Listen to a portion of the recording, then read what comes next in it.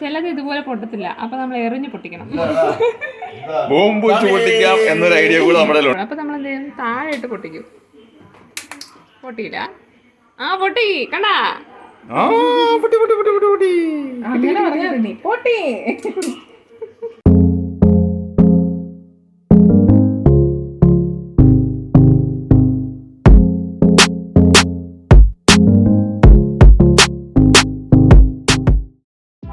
Hello, ഇന്നത്തെ നമ്മുടെ recipe എന്ന് പറയുന്നത് കക്ക തോരനാണ്.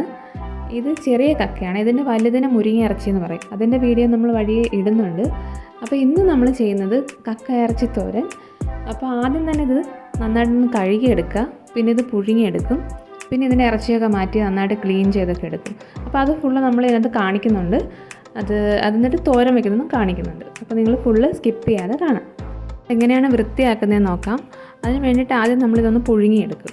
ഒരു ഇഡ്ഡലി കുട്ടകത്തിൽ കുറച്ച് വെള്ളം എടുത്തിട്ട് അതിലിതുപോലെ കക്കയെല്ലാം വാരി വയ്ക്കും. എന്നിട്ട് ആവി വരുന്നവരെ ഹൈ ഫ്ലെയിമിൽ വെച്ചിട്ട് ആവി വന്നു തുടങ്ങുമ്പോഴത്തേക്കും സിമ്മിൽ വെച്ച് ഒരു 10-15 മിനിറ്റ് കഴിയുമ്പോഴത്തേക്കും അത് റെഡിയായി കിട്ടും. കണ്ടില്ലേ, ഇതുപോലെ കക്കയെല്ലാം ഇതുപോലെ തുറന്നു വരും.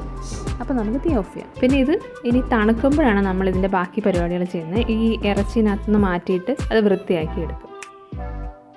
ഇതൊന്ന് തണുക്കട്ടെ. അതെല്ലാം തണുത്ത് കഴിഞ്ഞു. ഇനി എങ്ങനെയാണ് ഇത് വൃത്തിയാക്കുന്നത് നോക്കാം. ഇതുപോലെ ഇറച്ചി എടുത്തിട്ട് അതിങ്ങനെ ഒന്ന് ഞെക്കി കൊടുക്കും. അപ്പോൾ അതിനകത്തുള്ള അഴുക്കിങ്ങി വരും. അതങ്ങ് മാറ്റിയിട്ട് ഇറച്ചി നമുക്ക് മാറ്റി വയ്ക്കാം. ഇതുപോലെ എല്ലാം ഒന്ന് ചെയ്തെടുക്കാം. കുറച്ച് പണിയാട്ടോ ഇത് വൃത്തിയാക്കി എടുക്കാനൊക്കെ. പക്ഷെ ഞങ്ങളെല്ലാവരും ഉണ്ടായിരുന്നു, വീട്ടിൽ ചേട്ടനും ചേച്ചിയൊക്കെ ഉണ്ടായിരുന്നു. അപ്പോൾ ഞങ്ങളെല്ലാവരും കൂടി ചുറ്റും നിന്ന് കത്തിയൊക്കെ അടിച്ച് നല്ല രസമായിരുന്നു. വർത്താനമൊക്കെ പറഞ്ഞ് പെട്ടെന്ന് തന്നെ ചെയ്തെടുത്തു.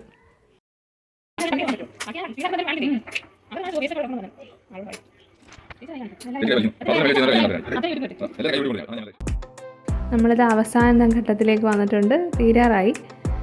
നമ്മൾ കക്കയെല്ലാം ഇറച്ചിയെല്ലാം മാറ്റി എടുത്തിട്ടുണ്ട് കേട്ടോ. ഇനി ഇത് വൃത്തിയായിട്ട് കഴുകിയെടുക്കണം. അഴുക്കൊക്കെ കളഞ്ഞെല്ലാം വൃത്തിയാക്കി എടുത്തപ്പോഴത്തേക്ക് ഇത്രേ കിട്ടിയുള്ളൂ. പക്ഷെ തോട് നല്ല ഇഷ്ടം പോലെ ഉണ്ട്, ആ ഉരുളി നിറച്ചുമുണ്ട്.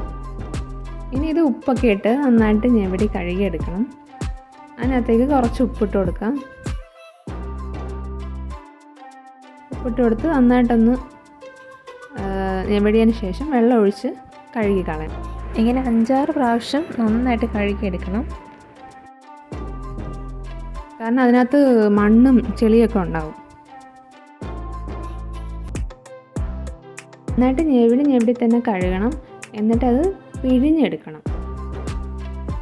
പിഴിഞ്ഞെടുത്താണ് വേറൊരു പാത്രത്തിലേക്ക് മാറ്റുന്നത്.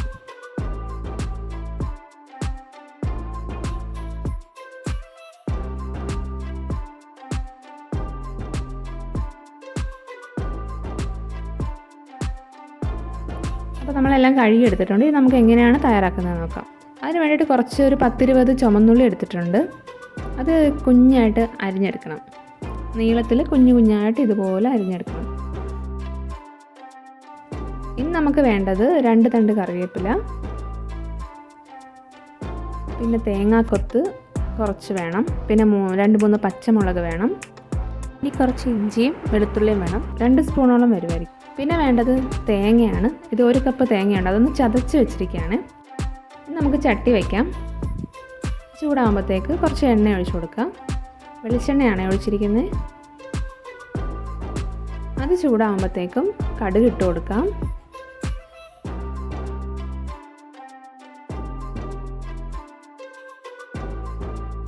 കടുക് ഒന്ന് പൊട്ടി തുടങ്ങുമ്പോഴത്തേക്ക് വറ്റൽമുളക് ഇട്ട് കൊടുക്കാം. ഇനി ഇതിലേക്ക് ഇഞ്ചിയും വെളുത്തുള്ളിയും ഇട്ട് കൊടുക്കാം.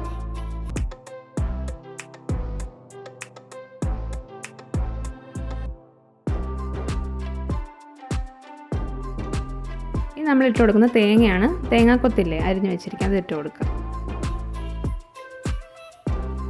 എന്നിട്ട് ഇതൊന്ന് ഒരു ഗോൾഡൻ ബ്രൗൺ കളർ ആവുന്നവരെ ഒന്ന് ഇളക്കി കൊടുക്കാം.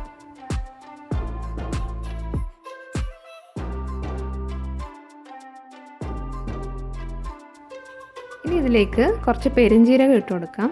പിന്നെ കുറച്ച് കറിവേപ്പില ഇട്ട് കൊടുക്കാം. പിന്നെ പച്ചമുളകും കൂടി ഇട്ട് കൊടുക്കാം. ഈ പെരുംജീരകം പൊടിയാണ് ചേർക്കുന്നതെങ്കിൽ അവസാനം ചേർത്താൽ മതി. ഇനി ഇതിലേക്ക് നമ്മൾ അരിഞ്ഞു വെച്ചിരിക്കുന്ന ചുവന്നുള്ളി ഇട്ട് കൊടുക്കുക. സവാള ആയാലും മതി, പക്ഷേ ചുവന്നുള്ളിയാണ് ടേസ്റ്റ് കൂടുതൽ ചുവന്നുള്ളി എടുക്കുകയാണെങ്കിൽ നല്ല ടേസ്റ്റ് ആയിരിക്കും. ഇതിനി ഒന്ന് വഴറ്റിയെടുക്കണം. ഇതിലേക്ക് ആവശ്യമായിട്ടുള്ള ഉപ്പിട്ട് കൊടുക്കാം. എന്നിട്ട് നന്നായിട്ട് വഴറ്റിയെടുക്കാം.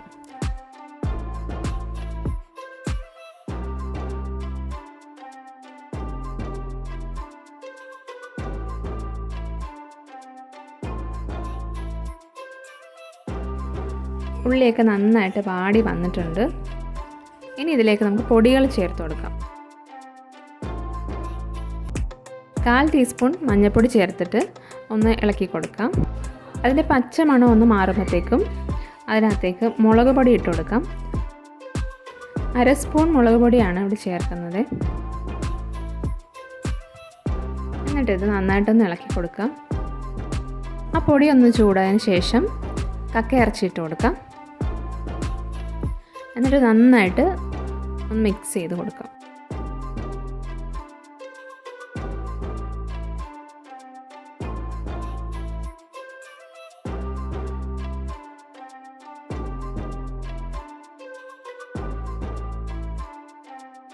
ഇനി ഇതിലേക്ക് കുറച്ച് വെള്ളം ഒഴിച്ചു കൊടുക്കാം. കുറച്ച് വെള്ളം, ഒരു 1/2 ഗ്ലാസ് വെള്ളം അങ്ങനെ ഒഴിക്കാവുള്ളൂ. കാരണം കക്കയിൽ നിന്നൊക്കെ വെള്ളം ഇറങ്ങും. അപ്പോൾ നമ്മൾ കുറച്ച് വെള്ളം ഒഴിച്ചാൽ മതി.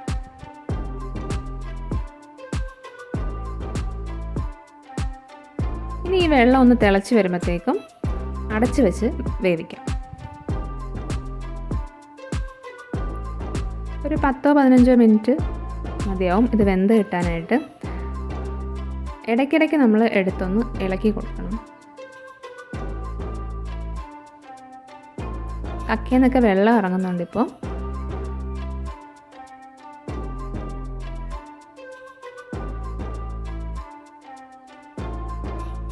കുറച്ച് നേരം കൂടി ഇരിക്കട്ടെ. ആ വെള്ളവും കൂടെ ഒന്ന് വറ്റിയിട്ട് ബാക്കി നമുക്ക് ചെയ്യാം.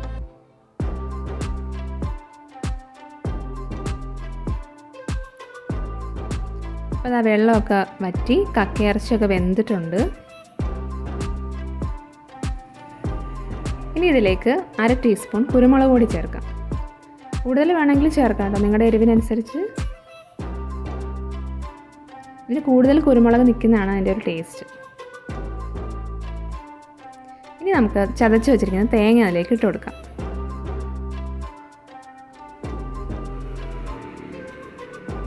നന്നായിട്ടൊന്ന് മിക്സ് ചെയ്ത് കൊടുക്കാം.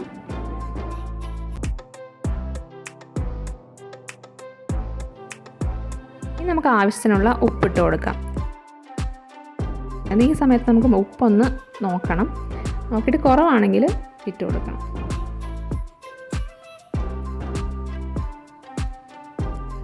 ഇനി ഇത് നന്നായിട്ടൊന്ന് തോർത്തിയെടുക്കണം. ഇതിൻ്റെ വെള്ളമെല്ലാം ഒന്ന് മാറി, തോരനാണല്ലോ നമ്മൾ ഉണ്ടാക്കുന്നത്, അപ്പോൾ ആ വെള്ളമെല്ലാം ഒന്ന് തോരാൻ വേണ്ടിയിട്ട് കുറച്ച് നേരം കൂടി ഒന്ന് ഇതുപോലെ വെച്ച് കൊടുക്കാം.